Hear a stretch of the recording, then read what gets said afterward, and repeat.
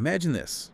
You're on a bus in Tel Aviv, Route 5 specifically, but it's not just a commute. Right. This bus line is going to be our map, basically. A map through Israeli cinema, through decades of film, identity, how the nation saw itself. Tel Aviv's bus Route 5, it's a core line, connects the more affluent north with the hustle of the central bus station down south. To very different worlds. Very different. And what's really interesting is how this everyday route becomes a kind of story path for Israeli film. Each stop a new chapter. It's quite a journey. So, having set the scene with our unique map, what's our initial, cultural timestamp? Okay, so our first stop, geographically tied to the Arlazorof and Kikar Hamadina area, takes us right back. We're talking the 1930s through the 1950s. Okay. This period is truly the dawn of the Zionist myth, where cinema served primarily as an ideological tool. Nation building, Zionist propaganda, that was the focus.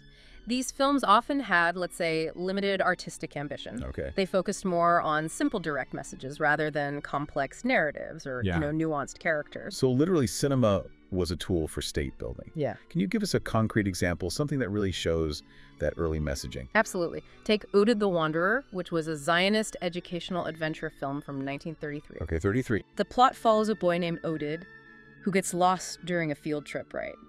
And the whole story strongly emphasizes his connection to the land, the pioneering dream. It's not just a kid's film, it's a lesson in national identity.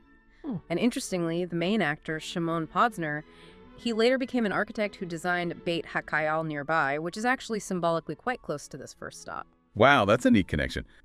But perhaps the most powerful example you've highlighted from this era is Adama, or Earth, released in 1948, right on the cusp of statehood.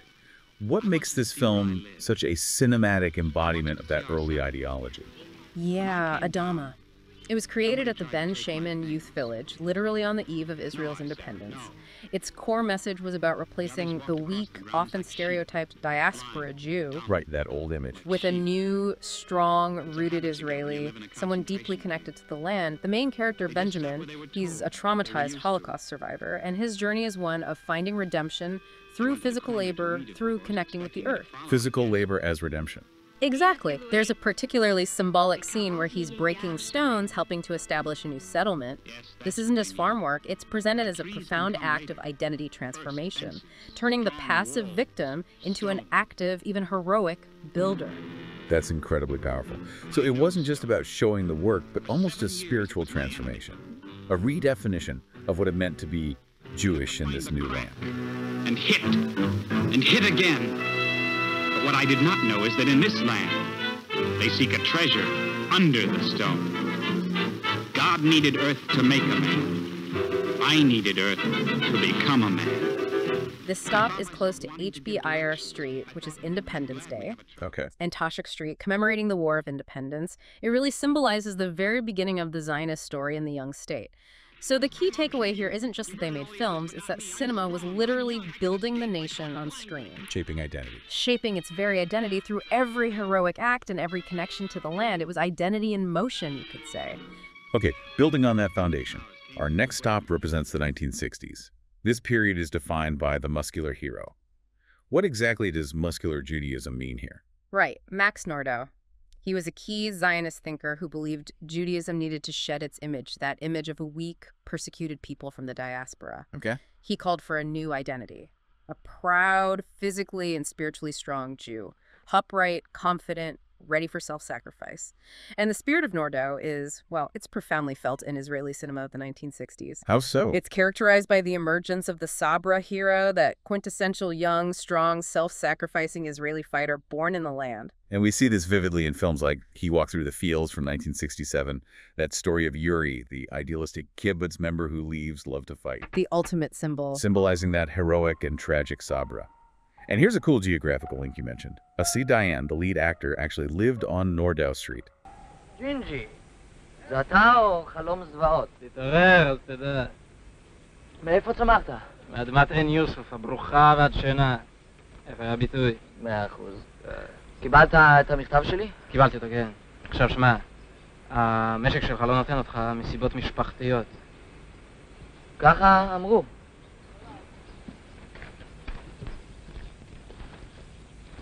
אבל עכשיו, איך שלא יהיה, לא מחכים יותר לשום אישורים. החטיבה נכנסת לפעולה. טוב, אז הערב, כן? מה הערב? חכה לי על יד השער בין 8 ל-9. אני עובר לקחת אותך. אבל זה לא כל כך פשוט עכשיו. הדרך הכי טובה, חביבי. לא יספיקו לבכות לך על הצוואר. אף אחד לא בוכה לי על הצוואר. קיבוץ שלך, אמא שלך, חתיכה שלך. Another example is Hill 24 Doesn't Answer from 55. It's a collective myth of Zionist sacrifice during the War of Independence. Right, the flag story. Exactly. The plot revolves around UN observers deciding the fate of a hill when they find an Israeli flag in the clutched hand of a fallen female fighter. Boom, the hill is declared Israel's.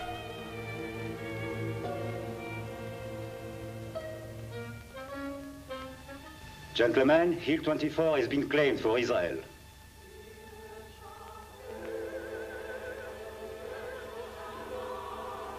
Iconic myth-making.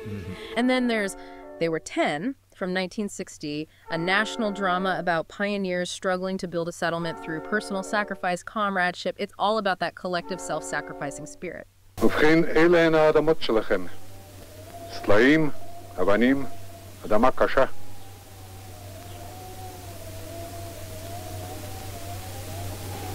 אינן שוות את הכסף שהאגודה שילמה עבורן. אבל קודם כל עלינו לבנות את הבית שלנו. אדוני הנכבד, אתם לא תבנו כאן בית בלי רישיון. אם תבנו יבואו הטורקים ויהרסו. כאן מחכים שנה, לפעמים גם יותר, עד שמקבלים רישיון לבניין. בינתיים תגורו בבקתה הזאת. אבל איך אפשר לגור בחורבה כזאת? ודאי שאי אפשר. הציעו לכם לחיות שנה, שנתיים באחד המושבות הוותיקות. בראש פינה או ביסוד המעלה, עד שתסתגלו לתנאים. אבל אתם רציתם להתנחל מיד. בבקשה. היזהרו שהטורקים לא יגלו את הרובים. לכם אין רישיון. קברו את ארגז באדמה. גימנזיסטים רצים להיות עיקרים בארץ הקודש. כך, בין יום עיקרים. גזונטרייד, אתם רוצים לשחק גיבורים? שחקו לכם. אנו באנו ארצה לעבוד ולא לשחק. אם כן, מדוע אינך עובד? מי לא נותן לך? מדוע אינך עוזר לאישה הזאת? אתם רוצים לאבד את עצמכם לדעת? בבקשה. אבל למה הבאתם אישה לכאן? אין כמקום לאישה. אבל אדוני הדוקטור, אם אתה חושב שאנחנו משחקים, למה הבאת אותנו לכאן? מפני שהוועד ביפו הטיל עליי להורות לכם את הדרך. ומלבד זאת, אני רופא. ורופא חייב לטפל גם במשוגעים. While many films champion that Sabra ideal, what's truly fascinating, I think, is that even within this period, a critical voice started to emerge. Yeah. You pointed out Saleh Shabati, a 1964 film. Yeah. How did that challenge the dominant narrative? Ah, yes, Saleh Shabati. It acts as this brilliant social political satire that actually challenges that idealized Sabra image we were just talking about. It opens the door for critique of immigrant absorption, ethnic discrimination, particularly of Mizrahi immigrants by the Ashkenazi establishment. כפי שהבנתי מדבריו של החבר זיגי, אתה דורש בעד ביתך, חברה חבובה, 700 לירות. 800, אדון, 800. חבובה היא בחורה חזקה, בריאה, יכולה לעבוד כמו משוגעת. איזה סגנון. לא מדבר עם אישה. קשה לשמוע זאת. לא צריך לשמוע, גברת. אישה לא יושבת שומעת מה גברים מדברים. אישה הולכת לעבוד, כביסה ספונג'ה, לא יושבת שומעת, מה יש? אדוני היקר, אנחנו חיים במאה ה-20. אני חי במעברה, גברת. המאה ה-20 זה לא מקום בשביל לגור בו. גם מעברה לא. It truly marks the very beginning of internal critical cinema in Israel. Wow, that early. Yeah. Now, there's no direct geographical link to Nordo Street, but Ephraim Kishon, the director and screenwriter, he did win a satire award named after Max Nordo. Oh, nice irony there. A little bit. So the key insight for this period is really the birth of the muscular hero, but almost immediately you see the seeds of internal critique being sown, foreshadowing a much more complex cinematic future. That makes perfect sense.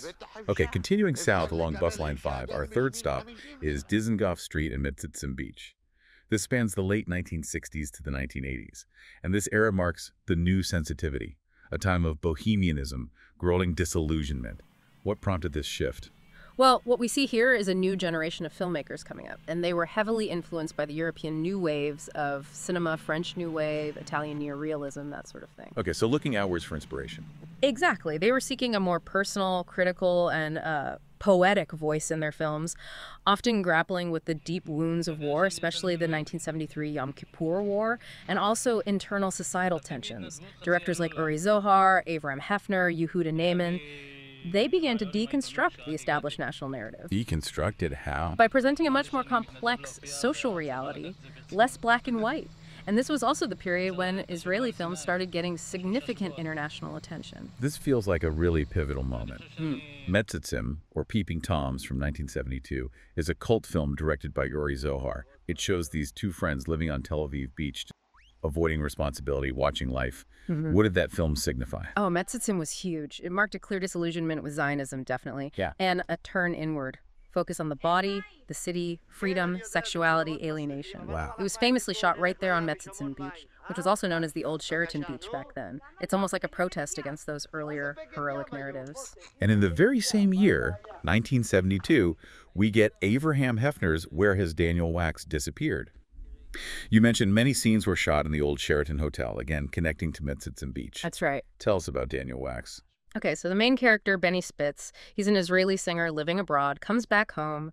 He starts looking for his childhood friend, Daniel Wax, who used to be this charismatic, idealistic figure. But when he finds Wax, he's just living this very ordinary, kind of disappointing life. They aren't shocked, not really, by how he looks, because deep down they recognize themselves in him.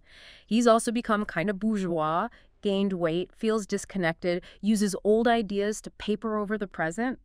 Daniel Wax isn't the exception they thought he'd be. He's a reflection, a painful reflection of them. And that leads to the ending, which is just blunt. Yeah. Memorable, but blunt.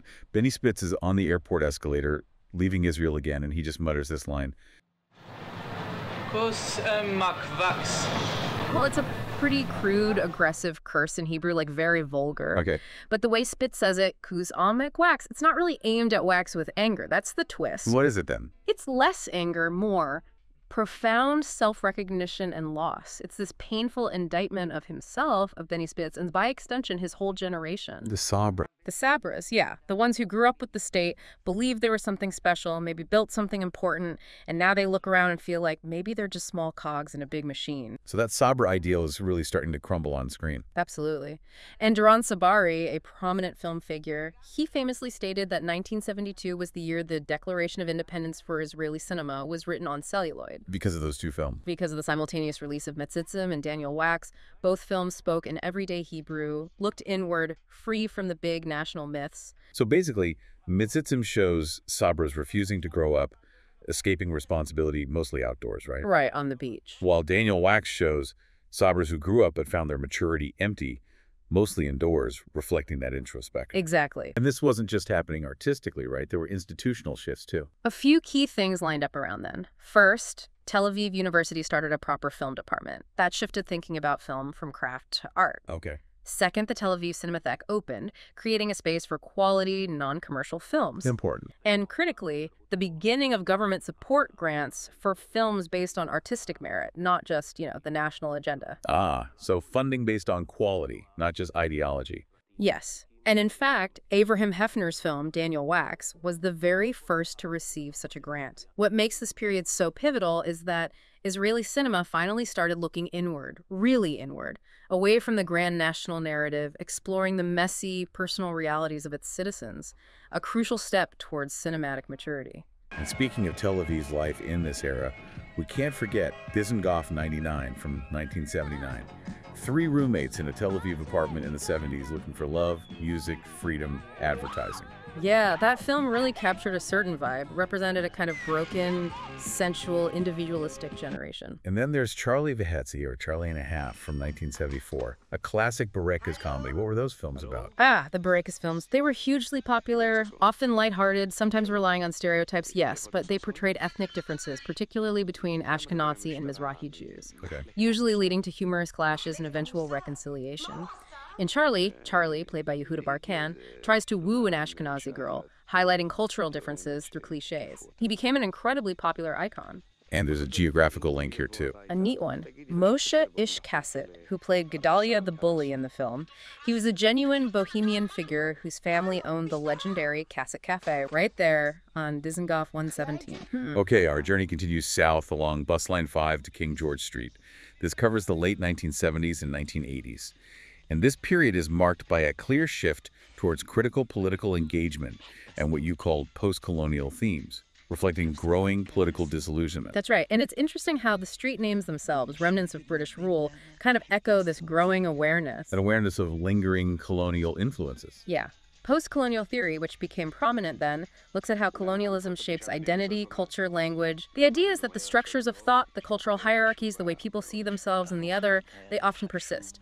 Colonialism casts the locals as other, inferior, primitive, whatever, to justify control. And culture reflects this. Culture is saturated with it, literature, film. But culture can also be resistance, challenging those old images. People in post-colonial situations often have complex, sometimes torn identities. How does this apply specifically to Israel in this period? The critical lens also turned inward. Inward how? Examining internal power structures. How Ashkenazi dominance, for example, might have created unequal relationships with Mizrahim, Israeli Arabs, Ethiopian immigrants, women, Palestinians. Okay. And this is the post-79 period after peace with Egypt. But Israel's control over the territories captured in 67 is deepening. That contrast, peace treaty here, military reality there, it creates tension. And the film's picked up on this. Very much so. Many films from the 80s are filled with this tension, alienation, a sense of foreboding, like something has to give. Almost predicting the first Intifada. In many ways, yes. The Intifada broke out in 87. Cinema wasn't just reflecting, it felt like it was warning. A mirror, but also a prophecy. Okay, I think I get it. And you see this played out in films like Avanti Popolo from 1986, where Egyptian and Israeli soldiers meet in the desert after a battle. Exactly. No clear heroes or villains there, just people. The film questions national boundaries, explores the absurdity of war, uses humor to dismantle those heroic narratives we saw earlier. I am a Jew. Has not a Jew eyes? Has not a Jew hands, organs, emotions, senses, affections, patience? Fed with the same food, heart with the same weapons, subject to the same diseases, held by the same means, warmed and cold by the same winter and summer, like a Christian. If you break us, do we not bleed? If you tackle us, do we not laugh? If you poison us, do we not die?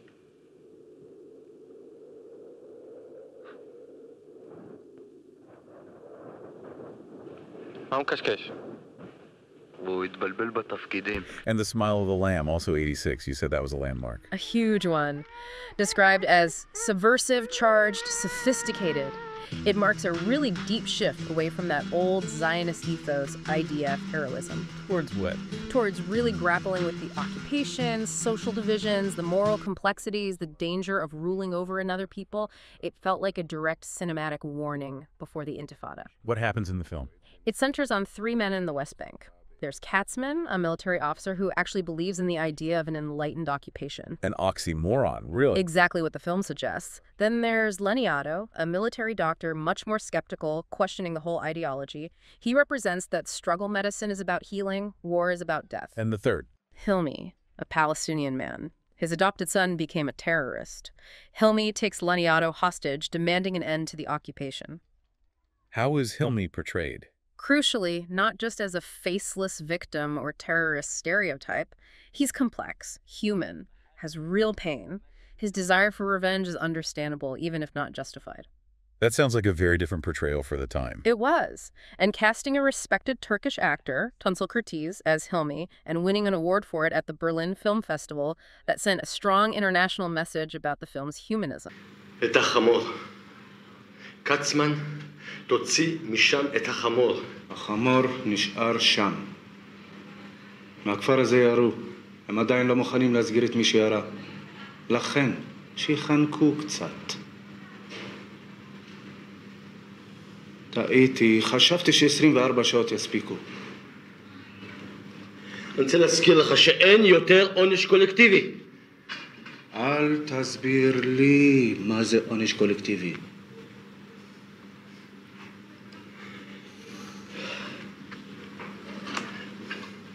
הבטחת. אני מבקש ממך. אני מתחנן לפניך. ממשל נאור, זוכר? זוכר הכל יותר מדי. יש רעיון ויש מציאות. יש תן וכך. יש מקל ויש גזר. אם הם יהיו בסדר, אנחנו נהיה בסדר. ולהפך. אחרת. אנחנו חוזרים לפולניה. אבל הסירחון, קצמן, הסירחון לא אנושי. זה שלהם. אתה לא צריך להריח. שלהם? אתה מדבר כמו קצין פולני. דוקטור לניאדו. החמור נשאר. ואתה צא מפה, צא! What about Late Summer Blues from '87? Structured in 4 chapters about teenagers growing up in 1970s Tel Aviv against the backdrop of the war of attrition. Yeah, that film covered themes like love, pacifism, military conscription, bereavement, dreams. It was actually rejected for years, you know. Considered too bold, too personal, it dared to challenge the patriotic consensus of the time. אני רואה את הילדים שבאו הנה בני 14, והנה הם כבר בני 18. האם אנו מכשירים אותם לחיים האמיתיים? הערב נראה את התוצאות כאן על הבמה, בשירים, במערכונים, בעקיצות נגד המוסד, כנגד המורים, כנגדי. השתגעה לגמרי, היא הולכת להביא את הערב בלי הודעה. השתגעה לגמרי. לא יכול להיות, היא תכף תודיע. יום יום. אותנו צריכה להטריד השאלה. למה את לא אומרת? אותנו צריכה להטריד השאלה איזה מין בני אדם אנחנו רוצים ש... למה את לא מספרת מה שהודיעו לך לפני רגע בטלפון? אני מבקשת לא להפריע למהלך התקין של הערב, ארלה, שב במקומך. למה את מדברת? למה את לא מספרת? למה? יש דברים שאתה עוד לא מבין. אני מבקשת ממך. יש כאן להבין? מה יש כאן להבין? יוטי צביליך להרג!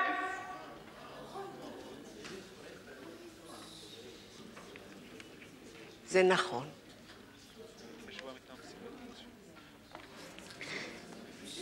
מה עשיתי?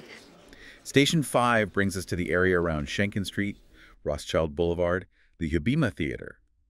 We're now in the 1990s, a really turbulent decade. Incredibly so. The themes here are things like the new Israeli, clashing identities, the divide between the center and the periphery, religion versus secularism.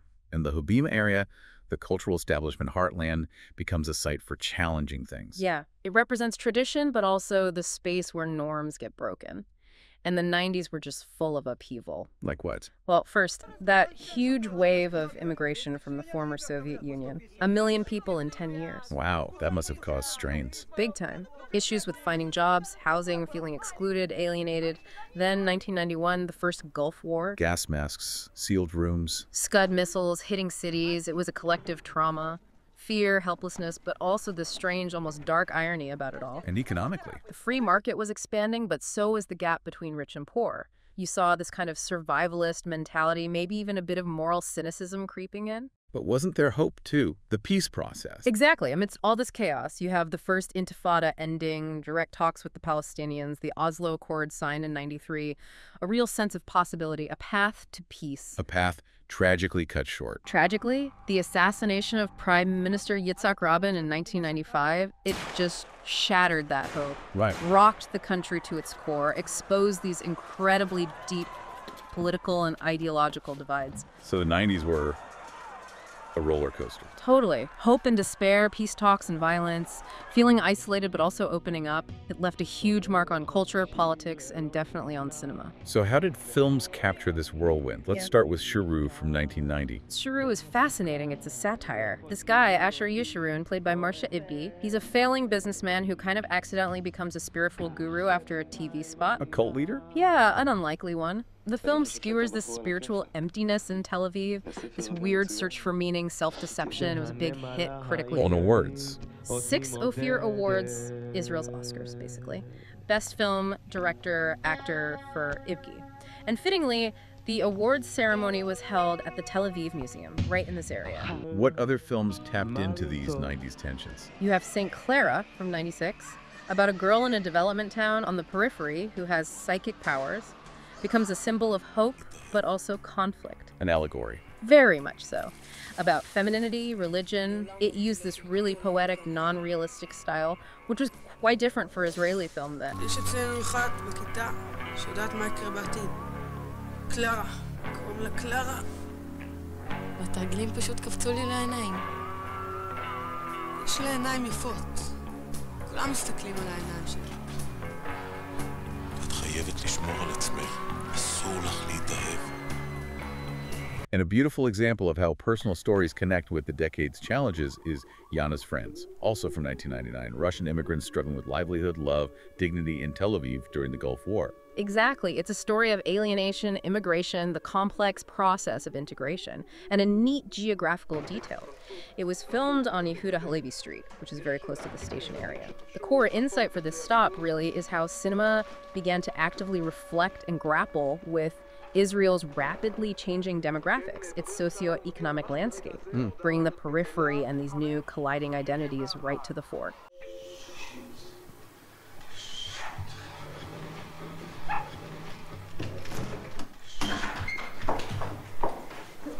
כנסו. זה אלי, אלה השותפים החדשים שלך, ותפסיק עם השטויות שלך, זה כבר לא עושה רושם. מה זאת אומרת שותפים? אין לו זכות להראות את הדירה לפני שתיאמתי את זה מראש. כבר הראיתי אותה. מתי? למזלי כשלא היית פה. בטח לא להביא דעמים לפני שאת מקבלת את הסכמתי. ועוד זוג. חוץ לזה יש לי אלרגיה לכלבים. למי אין לך אלרגיה? את כל השותפים אתה מבריח עם השטויות שלך. בסדר, הייתי צריך להזהיר אותם מראש. אני בן אדם משובח, יש לי מוזרויות.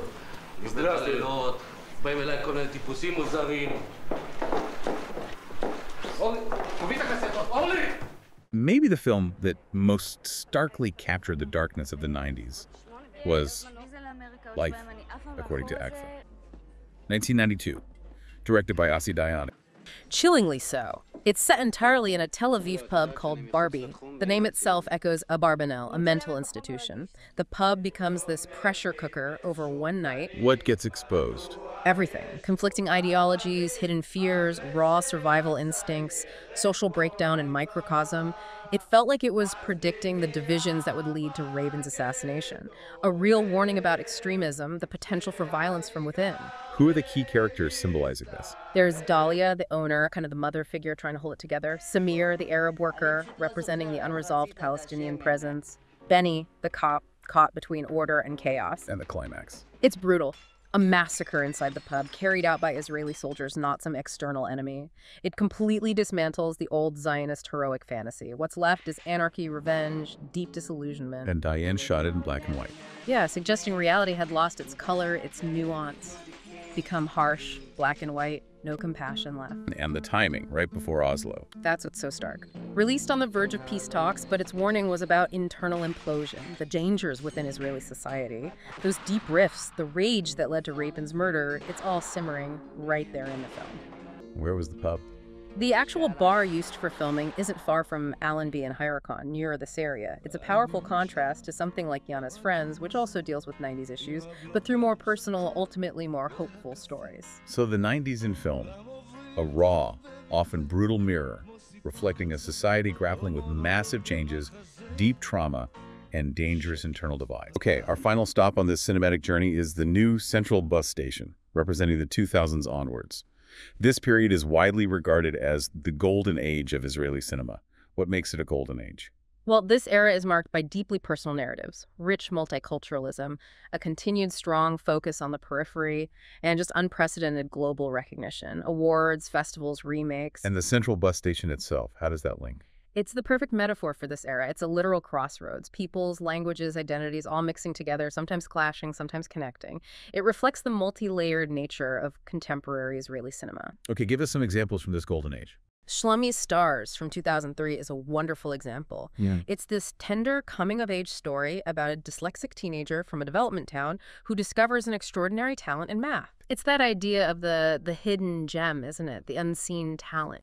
Okay, so let's dive into Shlomi's world first. He's 16. Yeah, 16. Living on the periphery, not in the main cities. Yeah. And his family.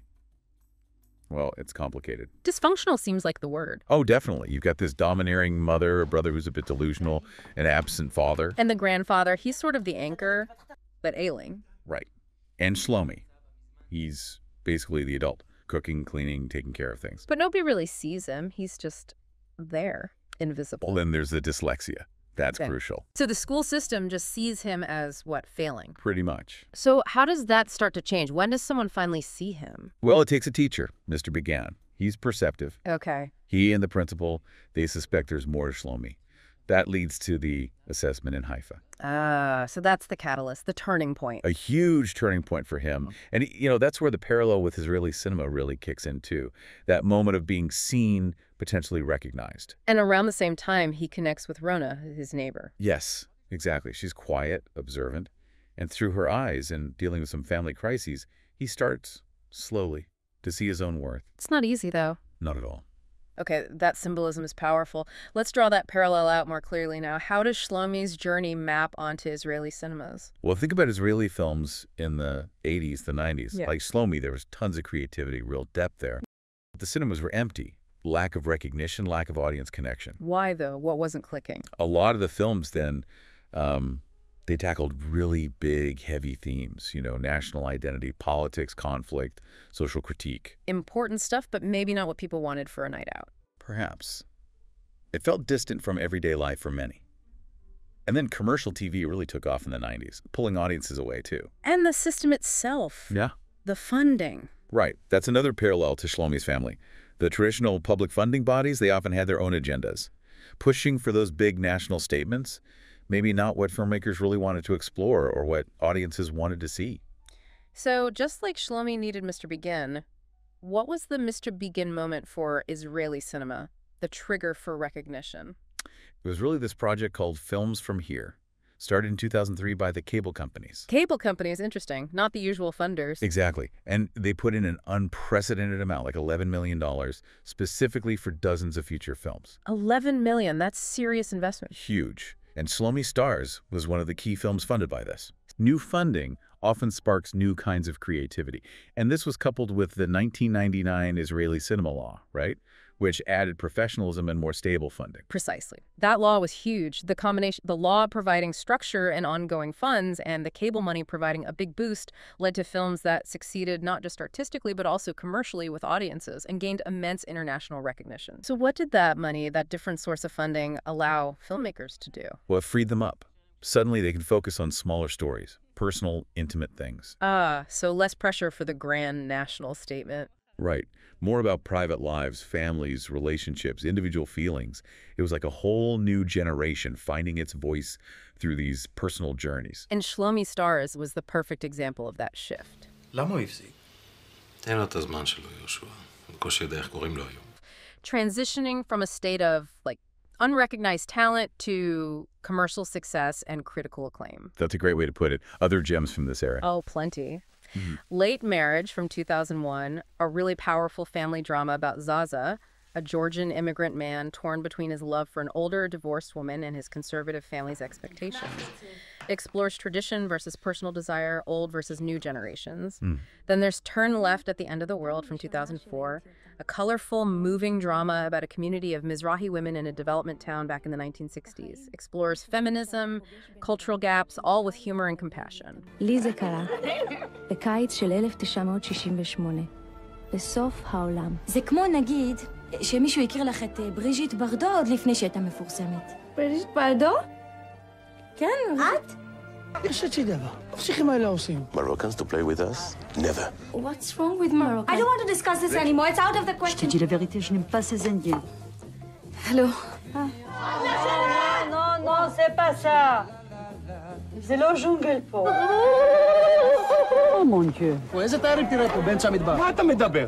ככה התחילה לס וגאס. מסתכלת על כולם כדי ללמוד אמת, אבל מה שאמת בחיים שלך לא רוצה לדעת. שרה, תחכי, אני כל כך מצטערת. עף לי מהמסדרים שלך! כל הזמן עם הקונטרול שלך! ג'מל את זה! באותה שנה, אצל כולם הכל השתנה. מה עוד יעשה שם פיפי? מוחק הגלגלת שלי, לא מצחוק! גם עצוב. גם אהבה. וגם כעס גדול. החיים הכי חזק שיש. And you mentioned a groundbreaking film directed by an ultra-Orthodox woman. Yes, Fill the Void from 2012, directed by Rama Burstein. It follows a young Haredi woman who must consider marrying her deceased sister's husband. It presents this closed but deeply religious world with such poetic and intimate cinematic language, showing that world from the inside. Incredible. אתה קרוב מדי. יכול היה להיות יותר קרוב. Footnote 2011, a brilliant satirical drama about a father and son, both professors, Talmudic scholars in Jerusalem, locked in this intense academic and personal rivalry. What's it about, really? The hunger for recognition, competition, family loyalty, pride. It uses this very unique, sharp, ironic style. Really smart filmmaking. So, to wrap this journey up, you suggested looking back at Adama from 1948 and comparing it to Footnote from 2011. Yeah. A full circle. It feels like it, yeah. Remember Adama? That, quote, I needed Earth to become a man. It was all about the new Jew, strong, rooted in the land, shedding the diaspora past, physical labor as redemption, muscular Judaism. The founding vision. Exactly. Now jump to Footnote. What does it do? It puts a very different figure back at the center. The scholar. The scholar, yes. The meticulous, quiet, almost ascetic Talmudic professor, Eliezer Shkulnik. He spent his life in dusty archives. His biggest achievement, maybe just a footnote in someone else's work. His son is the successful, popular one. And the plot turns on a mistake? Right. The Israel Prize Committee accidentally gives the award to the father instead of the son. Chaos ensues. But there's this key scene. Yeah. They're at the president's residence, and there's this pompous academic discussion about the defeminization of the Jewish male. כל השיח על ג'נדר ומיניות הוא מטאפורי, הוא קונקרטי. אבל מה הקשר בין טכניקות גוף לפרקטיקות פרשניות? זה כל הסיפור החדש הזה של לעשות דפמיניזציה של הגבר היהודי. כן, אבל זה טיעון אנטי-קולוניאליסטי. והבסיס... על מה אני מדבר? על מה אתה מדבר? מה שהוא מנסה בעצם לעשות זה דפמיניזציה של הגבר היהודי בתקופת חז"ל, ובעצם להגיד שהגבר הזה הסיסי, לעומת הגבר הרומאי הווירילי, החזק, עם הכובע ברזל ועם נעלי מסמרים. בעצם הוא טוען שמה שעשתה הציונות זה להפוך את הגבר היהודי מגבר פמיניני לגבר מצ'ואיסטי, וזה ההרס של ההיסטוריה היהודית. אם זה היהודי לבוא Professor Shkulnik, the father, the seemingly old-fashioned one, he just refuses to participate in this intellectual game. He is that figure, the feminine Jew, the scholarly yeshiva butcher type that early Zionism tried to replace with the tough Sabra. And here he is, back on center stage. Exactly. Embarrassed, maybe, but solid, unbending, right there at the president's residence, the symbolic heart of national identity. So the shift is from the fields of Adama, physical labor, the new physical Jew, to the university halls and debates of Footnote in Jerusalem. The intellectual, maybe marginalized Jew, it reflects this huge cultural shift in how Israeli identity, Jewish existence, is understood and portrayed. Cinema embracing complexity, questioning old ideals, celebrating a much more diverse reality. A really nuanced view now. So this whole deep dive using Bus Route 5, it really has shown us a kind of map of cinematic consciousness, hasn't it? I think so. Every stop, a different decade, a different way of seeing the world. From the Nordau Boulevard hero to the Dizengoff Bohemians to the diverse stories coming out of the central bus station area. Building, breaking, transforming the story of Israeli cinema. And it's still evolving. Film funding is changing again. You have new regional funds now for the Negev, the Galilee, the Shomron. Pushing cinema beyond Tel Aviv even more. Exactly. Into new places, new stories we haven't seen yet. So we started this journey with Adama, asking, I needed Earth to become a man. We end with Footnote, putting the quiet scholar back in the spotlight.